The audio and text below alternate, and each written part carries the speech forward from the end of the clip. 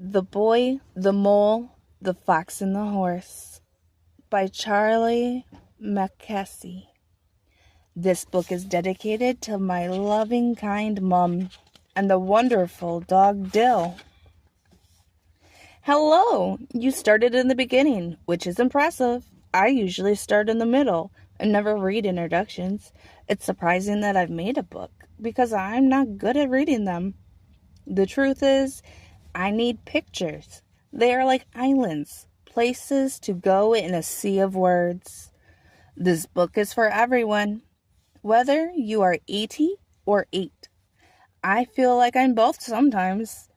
I'd like it to be when you can dip into anywhere, anytime, start in the middle if you like, scribble on it, crease the corners, and leave it well thumbed. The drawings are mainly of a boy, a mole, a fox, and a horse. I'll tell you a little bit about them, although I'm sure you'll see things here that I don't, so I'll be quick. The boy is lonely when the mole first surfaces. They spend time together, gazing into the wild. I think the wild is a bit like life, frightening sometimes, but beautiful. In their wanderings, they meet the fox. It's never going to be easy meeting a fox if you're a mole. The boy is full of questions. The mole is greedy for cake. The fox is mainly silent and wary because he's been hurt by life. The horse is the biggest thing they have ever encountered, and also the gentlest. They are all different, like us, and each has their own weaknesses. I can see myself in all 4 of them. Perhaps you can too. Their adventures happen in springtime, where one moment snow is falling and the sun shines the next, which is also a little bit like life. It can turn on a sixpence. I hope this book encourages you, perhaps to live courageously, with more kindness for yourself and for others, and to ask for help when you need it, which is always a brave thing to do. When I was making the book, I often wondered, who on earth am I to be doing this? But as the horse says, the truth is, everyone is just winging it. So, I say, spread your wings and follow your dreams. This book is one of mine. I hope you enjoy it, and much love to you. Thank you, Charlie. Hello. I am so small, said the mole. Yes, said the boy, but you make a huge difference. What do you want to be when you grow up? Kind, said the boy. What do you think success is? Asked the boy. To love, said the mole. Well, hello. Do you have a favorite saying? Asked the boy. Yes, said the mole. What is it? If at first you don't succeed, have some cake. I see. Does it work? Every time. Just a tiny taste. I got you a delicious cake, said the mole. Did you? Yes. Where is it? I ate it, said the mole. Oh, but I got you another. Did you? Where is that one? The same thing seems to have happened. What do you think is the biggest waste of time? Comparing yourself to others, said the mole. I wonder if there is a school of unlearning. Most of the old moles I know wish they had listened less to their fears and more to their dreams. What is over there? It's the wild, said the mole. Don't fear it. Imagine how we would be if we were less afraid. I'm not afraid, said the mole. If I wasn't caught in this snare, I'd kill you, said the fox. If you stay in that snare, you will die, said the mole. So the mole chewed through the wire with his tiny teeth. One of our greatest freedoms is how we react to things. I've learned how to be in the present. How? Asked the boy. I find a quiet spot, shut my eyes, and breathe. That's good. And then? Then I focus. What do you focus on? Cake, said the mole. Isn't it odd? We can see our outsides, but nearly everything happens on the inside. Be careful not to fall.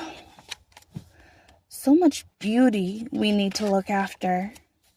Be kind to yourself is one of the greatest kindnesses, said the mole. We often wait for kindness, but being kind to yourself can start now, said the mole. Often the hardest person to forgive is yourself. Sometimes I feel lost, said the boy. Me too, said the mole. But we love you, and love brings you home. I think everyone is just trying to get home, said the mole. Hello. Doing nothing with friends is never doing nothing, is it? Asked the boy. No, said the mole.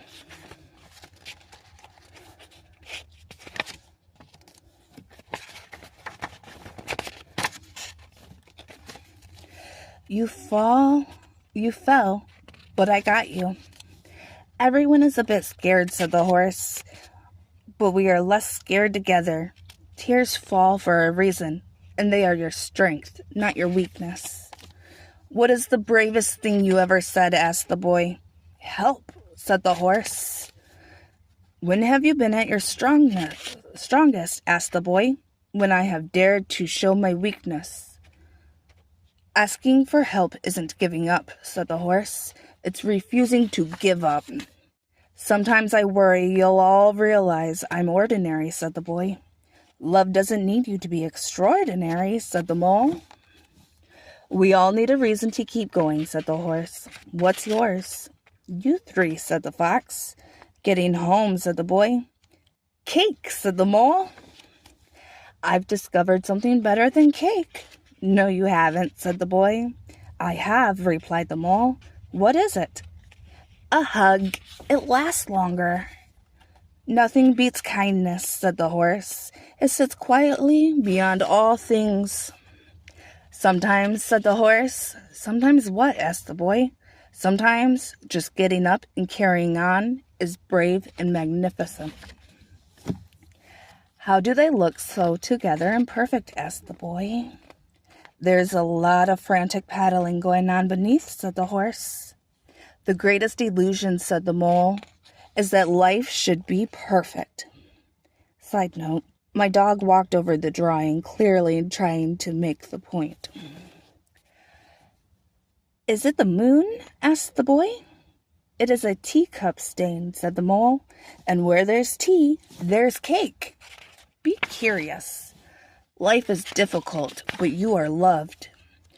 So you know all about me, asked the boy. Yes, said the horse. And you still love me? We love you all the more. Sometimes I think you believe in me more than I do, said the boy. You'll catch up, said the horse. The fox never really speaks, whispered the boy. No, and it's lovely he is with us, said the horse. To be honest, I often feel I have nothing interesting to say, said the fox. Being honest is always interesting, said the horse. There's something I haven't told you, said the horse. What's that? Said the boy. I can fly, but I stopped because it made the other horses jealous. Well, we love you, whether you can fly or not. Okay. Is your glass half empty or half full? Asked the mole. I think I'm grateful to have a glass, said the boy. We don't know about tomorrow, said the horse. All we need to know is that we love each other.